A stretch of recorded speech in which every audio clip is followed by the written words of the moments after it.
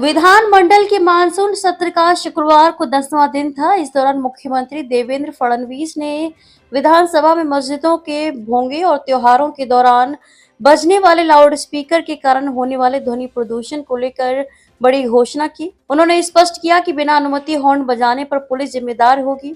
जिन इलाकों में भोंगे या लाउड स्पीकर बजाए जाएंगे वहां के पुलिस अधिकारी जिम्मेदार होंगे। लेकिन इसके साथ साथ सीएम देवेंद्र ने मुंबई पुलिस की भी तारीफ करते हुए किसी भी धार्मिक तनाव को पैदा किए बिना कार्रवाई करने के लिए मुंबई पुलिस को बधाई भी दी। भाजपा विधायक सुधीर मुनगंटीवार ने सदन में मस्जिदों के भोंगे और लाउड स्पीकर बजाने का मुद्दा उठाया था। इस पर मुख्यमंत्री देवेंद्र फडणवीस ने कहा कि अब तक हमने 3,367 धार्मिक स्थलों से भोंगे हटवाए हैं। इनमें मुंबई की बात करें तो 1,608 भोंगे हटाए गए हैं। मुंबई में 1,149 भोंगे मस्जिदों से, 48 मंदिरों से, 10 चर्च, 4 गुरुद्वारे और 147 अन्य भोंगे हटाए गए हैं।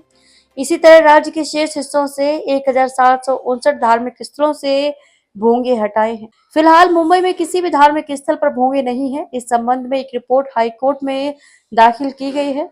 कोर्ट ने इस पर संतोष व्यक्त किया है। मुख्यमंत्री ने कहा कि मैं मुंबई पुलिस की विशेष रूप से प्रशंसा करना चाहूंगा क्योंकि उन्होंने 1,608 भोंगे हटाए, लेकिन हटाते समय उन्होंने चर्चा की। सुप्रीम कोर्ट का आदेश दिखाकर कहीं भी धार्मिक तनाव पैदा किए बिना समझदारी से काम लिया और इस बार कहीं भी एफआईआर दर्ज करने की जरूरत नहीं पड़ी। हमारी मुंबई पुलिस ने मुंबई को भोंगा मुक्त बनाने का काम किया है। हॉर्न के मुद्दे पर उद्धव बालासाहेब ठाकरे यूबीटी पार्टी के विधायक आदित्य ठाकरे ने मुख्यमंत्री देवेंद्र फडणवीस की तारीफ की। उन्होंने कहा कि मैं मुख्यमंत्री को बधाई देता हूं कि उन्होंने सभी से चर्चा करके सभी भोंगे हटाए हैं, लेकिन अब गणपति, नवरात्रि और दही हांडी के त्योहार भी आ रहे हैं। इस दौरान जुलूस निकाले जाते हैं। अक्सर स्थानीय पुलिस अनुमति होने के बाद भी मंडलों को परेशान करती है। यदि मंडलों के पास अभी अनुमति है और पुलिस इन मंडलों को परेशान करती है तो क्या उनके खिलाफ कार्रवाई की जाएगी? उनके सवाल पर मुख्यमंत्री ने कहा कि मंडलों को कानून मंडलों को अनुमति लेकर भोंगे बजाने की अनुमति देता है। इसके लिए एक डेसिबल सीमा तय की गई है। उन्होंने आश्वासन दिया निश्चित रूप से इस बार किसी को परेशान नहीं किया जाएगा। इस पर यूबीटी के विधायक भास्कर जाधव ने भी मुख्यमंत्री फडणवीस के फैसले की सराहना की है। चर्चा के दौरान मंत्री अनिल पाटिल ने यूबीटी सांसद संजय राउत पर तंज कसते हुए कहा कि मुख्यमंत्री महोदय, आपने बहुत अच्छा काम किया है, लेकिन मुझे रोज सुबह 10 बजे बजने वाले भोंगे से भी शिकायत है। आपको उस पर भी विचार करना चाहिए। उनकी शिकायत पर सदन ठहाकों से गूंज उठा। तो वहीं मुख्यमंत्री देवेंद्र फडणवीस ने मुस्कुराते हुए कहा कि समस्या ये है कि अब हमारे पास ध्वनि प्रदूषण के खिलाफ एक कानून है, लेकिन हम विचार प्रदूषण के खिलाफ एक कानून चाहते हैं। एक बार वह कानून बन जाए तो हम इस पर विचार करेंगे। मालवनी पुलिस ने एक देशी पिस्टल और 4 जीवंत कारतूस के साथ एक आरोपी को किया गिरफ्तार। मुंबई के मलाड पश्चिम स्थित मालवनी पुलिस ने एक शातिर अपराधी को देसी बनावटी पिस्टल और 4 जीवंत कारतूस के साथ गिरफ्तार किया। मालवनी पुलिस को गुप्त जानकारी मिली थी कि पुलिस स्टेशन की हद में देसाई मैदान के पास एक व्यक्ति देशी पिस्टल बेचने आने वाला है। वरिष्ठ अधिकारियों के मार्गदर्शन में मालवनी पुलिस ने टीम बनाकर जाल बिछाकर आरोपी को गिरफ्तार कर लिया। आरोपी की अंग झड़ती में आरोपी के पास एक देशी पिस्टल और 4 जीवंत कारतूस बरामद किए गए। गिरफ्तार आरोपी का नाम आरिफ इस्माइल शाह, उम्र 35 वर्ष है, जो बोरीवली का रहने वाला है। मालवनी पुलिस आरोपी से ये जांच कर रही है कि आरोपी ने देसी पिस्टल कहां से लाया था और किसको बेचने वाला था। मॅम, काय सांगाल, आपल्या मालवणी पोलीस ठाणे हद्दीत एक बिना परवाना शस्त्र पकडण्यात आलेलं आहे, पूर्ण माहिती त्याबद्दल? दिनांक 11/7/2025 ला आपले जे गुंडा पथक आहे, डॉक्टर दीपक हिंडे आणि त्याचप्रमाणे सर्व्हेलन्स टीम, त्यांना मालवणी पोलीस स्टेशनच्या हद्दीमध्ये एक संशयित इसम, ज्याचं वय वर्ष 32 ते 38च्या दरम्यान आहे आणि तो कमरेला एक वेपन जे पिस्टल असतं ते खोचून फिरतो, या अनुषंगाने आपल्याला गोपनीय बातमी मिळाली होती। त्याची शहानिशा करता आपली टीम गेली असती। मवा देसाईचं जे ग्राउंड आहे त्याच्या फुटपाथवर आपल्याला तो संशयित मिळून आला। त्याला प्रॉपर आपण ट्रॅप करून त्याला आपण आपल्या ताब्यात घेतलं। त्याला ताब्यात घेतल्यानंतर आपण 2 पंजांसमक्ष त्यांची ज्यावेळेस अंग झडती घेतली त्यावेळेस आपल्याला एक सिल्वर व काळ्या रंग असलेली एक बनावटी पिस्टल मिळून आलेलं होतं। त्याची जवळपास आपण 75,000 किंमत आणि 4 जिवंत काडतुसे आहे ज्यांची 4,000 आपण किंमत लावलेली आहे। आणि अटक आरोपी जो आहे तो आरिफ इस्माईल शाह, वय वर्ष 35 आहे, तो राहणारा रत्नागिरीचा आहे।